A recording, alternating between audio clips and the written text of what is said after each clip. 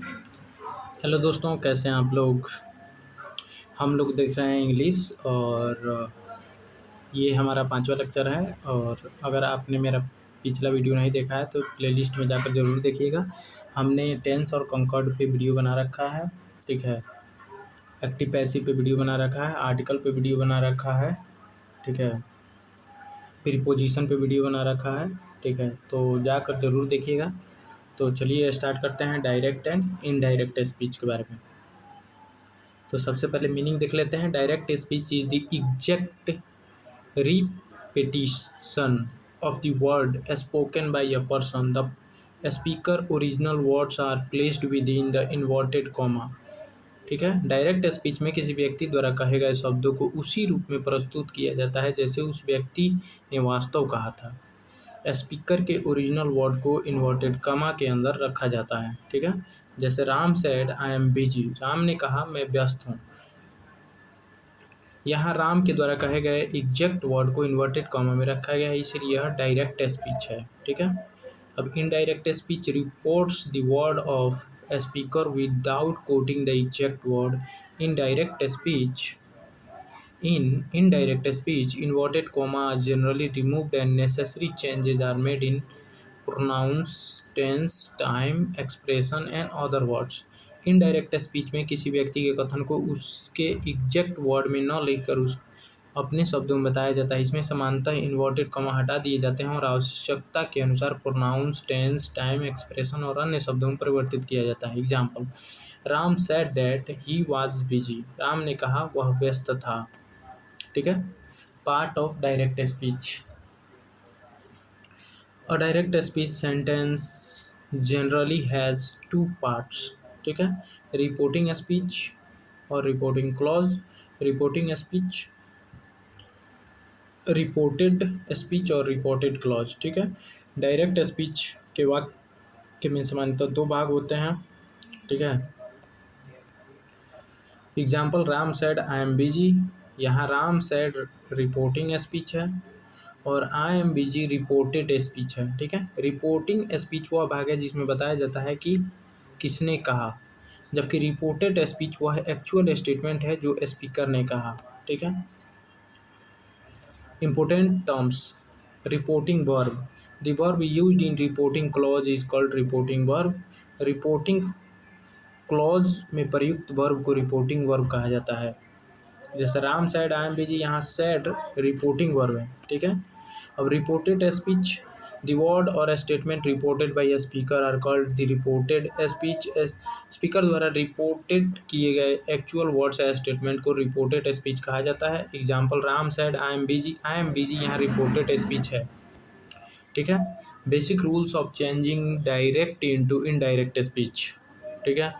तो यहाँ कुछ हम लोग बेसिक रूल देखेंगे, जैसे इन्वर्टेड कॉमा रिमूव्ड, जब डायरेक्ट से इनडायरेक्ट स्पीच में बनाते हैं तो इन्वर्टेड कॉमा हट जाता है एंड अप्रोप्रिएट कंजक्शन में भी यूज्ड, ठीक है। अप्रोप्रिएट कंजक्शन का यूज किया जाता है। Pronouns are change according to the context and tense में भी change when reporting verb is in the past tense, ठीक है। और क्या होता है, word showing time and place में भी change and the sentence structure changes according to the type of sentence, ठीक है।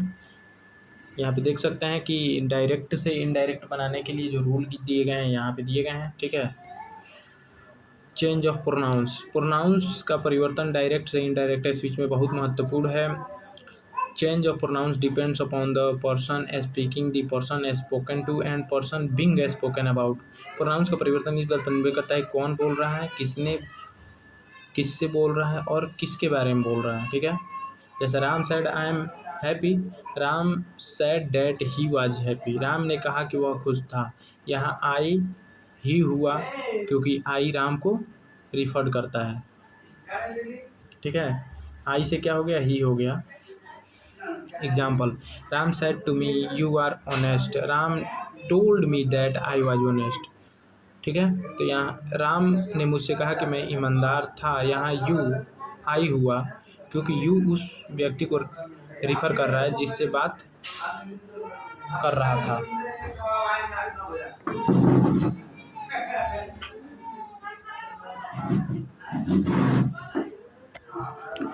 अगला change of tense. When the reporting verb is in the past tense the tense of reported speech generally change into the according past form. ठीक है, जब reporting verb past tense में होता है तो रिपोर्टेड स्पीच का टेंस सामान्यतः corresponding past form में बदल जाता है। जैसे यहाँ पे देख सकते हैं, अगर सिंपल प्रेजेंट टेंस है डायरेक्ट स्पीच में तो इनडायरेक्ट में हो जाएगा simple past tense. Simple present continuous है डायरेक्ट स्पीच में तो इनडायरेक्ट में हो जाएगा पास्ट कंटिन्यूस। प्रेजेंट परफेक्ट है तो पास्ट परफेक्ट हो जाएगा। प्रेजेंट परफेक्ट कंटिन्यूस तो पास्ट परफेक्ट कंटिन्यूस हो जाएगा। सिंपल पास्ट है तो पास्ट परफेक्ट हो जाएगा। ठीक है, पास्ट कंटिन्यूस है तो पास्ट परफेक्ट कंटिन्यूस हो जाएगा। पास्ट परफेक्ट है तो नो चेंज होगा। ठीक है, पास्ट परफेक्ट कंटिन्यूस है तो भी इसमें भी चेंज नहीं होगा। ठीक है, कंटिन्यूस पास्ट परफेक्ट कंटिन्यूस है तो इसमें भी चेंज नहीं होगा। तो देखिए, पास्ट में पास्ट सिंपल पास्ट टेंस और पास्ट कंटिन्यूस दो ही चेंज होता है, सिंपल पास्ट टेंस और past continuous. Past perfect continuous में नो चेंज होगा। ठीक है, और विल सेल में would should according to context हो जाएगा। ठीक है, सिंपल प्रेजेंट तो सिंपल पास्ट हो जाएगा। He said I worked hard, उसने कहा कि मैं कड़ी मेहनत करता हूँ तो इनडायरेक्ट क्या हो जाएगा, ही सेड दैट। ठीक है, आई का ही हो जाएगा और वर्क का वर्कड हो जाएगा। ठीक है, हार्ड तो हार्ड ही रहेगा वैसे ही। ठीक है, प्रेजेंट कंटिन्यूस में पास्ट कंटिन्यूस हो जाएगा। ही सेड तो ही सेड डैट हो जाएगा, यहाँ डैट तो लगेगा ही। और आई का सी हो जाएगा, है ना, अगर वो लड़की है तो उसने कहा कि मैं इंग्लिश पढ़ रही हूँ तो सी वाज स्टडिंग इंग्लिश। ठीक है, उसने कहा कि वो अंग्रेजी पढ़ रही थी।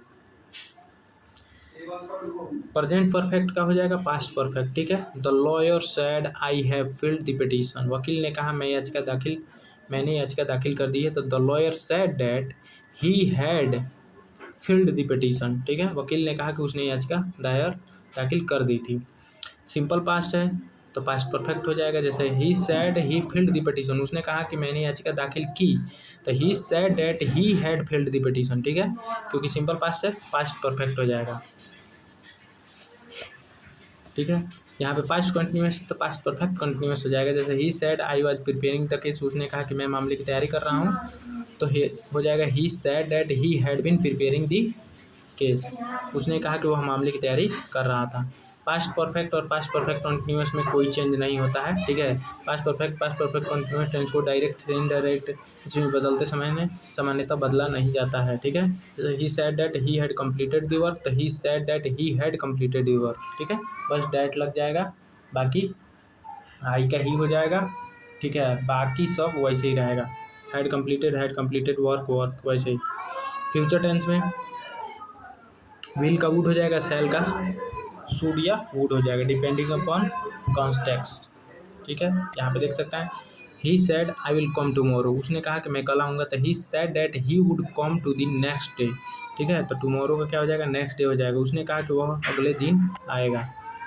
Change of word showing the time and place. ठीक है, तो कैसे चेंज हो जाएगा, तो नाउ का देन हो जाएगा, इनडायरेक्ट में टुडे का दैट डे हो जाएगा, टू नाइट का दैट नाइट हो जाएगा, यस्टरडे का प्रीवियस डे हो जाएगा, टुमारो का नेक्स्ट डे हो जाएगा या दी फॉलोइंग डे हो जाएगा, लास्ट नाइट का प्रीवियस नाइट हो जाएगा, लास्ट वीक का प्रीवियस वीक हो जाएगा, नेक्स्ट वीक का फॉलोइंग वीक हो जाएगा, एगो का बिफोर हो जाएगा, हेयर का देयर हो जाएगा, दिस का डेट हो जाएगा, दीज का दोज हो जाएगा, 10 का सो हो जाएगा। ठीक है, तो ये याद करने वाली चीज़ है, याद कर लीजिएगा। एग्जाम्पल देख सकते हैं, he said I will come tomorrow, उसने कहा कि वह अगले कि यहाँ देखिए, उसने कहा कि मैं कल आऊँगा, तो वह कहा कि मैं कल आऊँगा तो he said that he would come to the next day, उसने कहा कि वह अगले दिन आएगा। अब यहाँ पे देख सकते हैं कि असर्टिव सेंटेंस वे वाक्य होते हैं जिनमें कोई स्टेटमेंट, फैक्ट, इंफॉर्मेशन या डिक्लेरेशन दी जाती है। ठीक है, असर्टिव सेंटेंस को इनडायरेक्ट स्पीच में बदलते समय सेड सामान्यतः सेड ही रहता है और रिपोर्टेड स्पीच से पहले सामान्यतः डैट का प्रयोग किया जाता है। जैसे यहाँ देख सकते हैं, the lawyer said I am ready, वकील ने कहा मैं तैयार हूँ, और इनडायरेक्ट में the lawyer said that he was ready. ठीक है, सेड टू का कब टोल्ड हो जाएगा, तो जब सेड टू के बाद ऑब्जेक्ट हो तो इनडायरेक्ट स्पीच में इसे सामान्यतः टोल्ड में बदल दिया जाता है। जैसे Ram said to me I am busy, Ram ने कहा कि मैं व्यस्त हूँ, तो राम टोल्ड मी हो जाएगा। ठीक है, Ram told me that he was busy, Ram ने मुझसे कहा कि वह व्यस्त था। ठीक है, इंपॉर्टेंट रूल क्या है, तो सेड के बाद नो ऑब्जेक्ट तो सेड ही रहेगा, सेड के बाद अगर ऑब्जेक्ट है तो टोल्ड हो जाएगा, फिर ऑब्जेक्ट हो जाएगा। ठीक है, यानी कि सेड के बाद अगर कोई ऑब्जेक्ट नहीं आता है तो सेड का सेड ही रहता है, लेकिन सेड के बाद अगर ऑब्जेक्ट आता है तो टोल्ड हो जाता है। अभी इंट्रोगेटिव सेंटेंस देख लेते हैं। Interrogative sentence are sentence that ask the question. ठीक है, इंट्रोगेटिव सेंटेंस वे वाक्य होते हैं जिनमें प्रश्न पूछा जाता है। ठीक है, इनडायरेक्ट स्पीच में प्रश्नवाचक सेंटेंस का स्ट्रक्चर बदल कर स्टेटमेंट जैसा होता है और क्वेश्चन मार्क हटा दिया जाता है। ठीक है, जैसे अगर कोई क्वेश्चन बिगनिंग विथ यस और नो से स्टार्ट हो रहा है, ठीक है, for the question that can be answered with yes और no if whether is generally use, जिन क्वेश्चन का उत्तर यस या नो में दिया जा सकता है उनके लिए सामान्यतः इफ या वेदर का प्रयोग किया जाता है। जैसे he said to me are you ready, उसने मुझसे कहा क्या तुम तैयार हो। ही तो इनडायरेक्ट हो जाएगा, ही आस्क मी। ठीक है, इफ आई वॉज रेडी, उसने मुझसे पूछा कि क्या मैं तैयार था।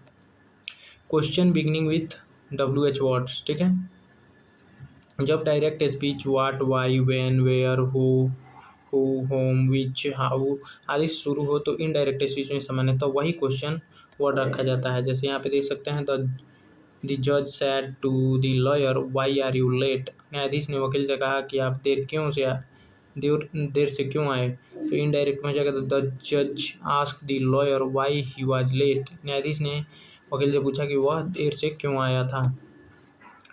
Important rule for interrogative sentence, indirect speech में एक्जुलरी वर्ब सामान्यतः क्वेश्चन ऑर्डर में नहीं रहता। ठीक है, जैसे he said to me where do you live, ठीक है, उसने मुझसे कहा तुम कहाँ रहते हो। तो इनकरेक्ट क्या हो सकता है, he ask me where did I live. ठीक है, करेक्ट हो जाएगा, he ask me where I live, where I lived, उसने मुझसे पूछा कि मैं कहाँ रहता था। Imperative sentence, imperative sentence express order command request advice instruction और प्रोहिबिशन। ठीक है, मतलब इम्परेटिव सेंटेंस का प्रयोग आदेश, कमांड, रिक्वेस्ट, एडवाइस, इंस्ट्रक्शन या प्रोहिबिशन के लिए किया जाता है। ठीक है, इनडायरेक्ट स्पीच में रिपोर्टिंग वर्ब सेंटेंस के मीनिंग के अनुसार बदल जाता है। ठीक है, तो चलिए देख लेते हैं ऑर्डर और कमांड। तो फॉर एन ऑर्डर और कमांड, ऑर्डर्ड और कमांडेड में भी यूज। ठीक है, तो ऑर्डर और कमांड के लिए हम क्या यूज करेंगे, ऑर्डर्ड या कमांडेड। ठीक है, आदेश या कमांड के लिए ऑर्डर्ड या कमांडेड का प्रयोग किया जाता है। जैसे यहाँ देख सकते हैं डायरेक्ट स्पीच में कि द जज said to the officer bring the accused. ठीक है, न्यायाधीश ने अधिकारी से कहा अभियुक्त को लाओ। तो इनडायरेक्ट क्या हो जाएगा, द जजेज ordered the officer to bring the accuse, न्यायाधीश ने अधिकारी को अभियुक्त लाने का आदेश दिया।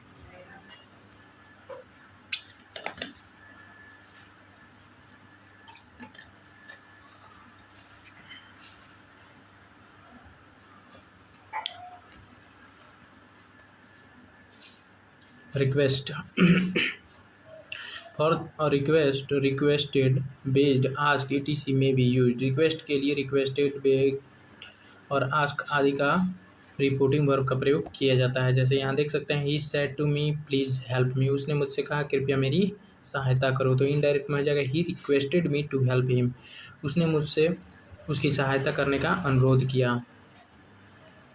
अगला देख सकते हैं, for advise, advice is generally use. ठीक है, एडवाइज के लिए सामान्यतः एडवाइज का प्रयोग किया जाता है। जैसे the lawyer said to the client consult a doctor, वकील ने क्लाइंट से कहा डॉक्टर से सलाह लें। तो इनडायरेक्ट हो जाएगा, the lawyer advised the client to consult the doctor, वकील ने क्लाइंट को डॉक्टर से सलाह लेने की सलाह दी। अब निगेटिव इम्परेटिव क्या है, तो फॉर और निगेटिव कमांड और प्रोहिबिशन, नॉट टू और फॉरबिड में भी use depending upon the construction. Negative command या प्रोहिबिशन के लिए कंस्ट्रक्शन के अनुसार नॉट टू या फॉरबिड का प्रयोग किया जाता है। जैसे डायरेक्ट में डायरेक्ट में क्या हो, the police officer said to the people do not enter the room, police अधिकारी ने लोगों से कहा कमरे में प्रवेश मत करो। तो इनडायरेक्ट हो जाएगा, the police officer order the police people not to enter the room, police अधिकारी ने लोगों को कमरे में प्रवेश न करने का आदेश दिया। अब एक्सक्लेमेटरी सेंटेंस क्या है, तो exclamatory sentence express a strong feeling such a joy, सोरो, सरप्राइज, एडमिरेशन और रिग्रेट। ठीक है, जो दुख, सुख, आश्चर्य, प्रशंसा या रिग्रेट जैसी स्ट्रॉन्ग फीलिंग व्यक्त करती है उसे एक्सक्लेमेटरी सेंटेंस कहते हैं। और इनडायरेक्ट स्पीच में रिपोर्टिंग वर्ब एक्सप्रेस इमोशन के अनुसार बदल जाता है। जैसे common verb includes exclaimed with joy, exclaimed with sorrow, exclaimed with surprise, exclaimed with admiration। जैसे यहाँ देख सकते हैं, he said hurrah we have won the case, उसने कहा वाह हमने मुकदमा जीत लिया। तो इनडायरेक्ट में हो जाएगा he exclaimed with joy that they had won the case, उसने खुशी से कहा कि उन्होंने मुकदमा जीत लिया था। और सौरव का एग्जांपल देख लीजिए, he said Allah I have lost my case, उसने कहा हाय मैं अपना मुकदमा हार गया। तो इसका इनडायरेक्ट हो जाएगा, he exclaimed with sorrow that he had lost his case, उसने दुख के साथ कहा कि वह अपना मुकदमा हार गया था। ऑप्टेटिव सेंटेंस क्या है, तो ऑप्टेटिव सेंटेंस में इच्छा, प्रार्थना, आशीर्वाद या श्राप, मतलब विश, प्रेयर, ब्लेसिंग और कोर्स व्यक्त किया जाता है। ठीक है, मीनिंग के अनुसार विश्ड, प्रेड, ब्लेस्ड और कोर्स्ड जैसे रिपोर्टिंग वर्ब का प्रयोग किया जाता है। जैसे he said may you succeed, उसने कहा तुम सफल हो। तो इनडायरेक्ट हो जाएगा, he wish that I might succeed, उसने इच्छा व्यक्त की कि मैं सफल हो जाऊँ हूँ।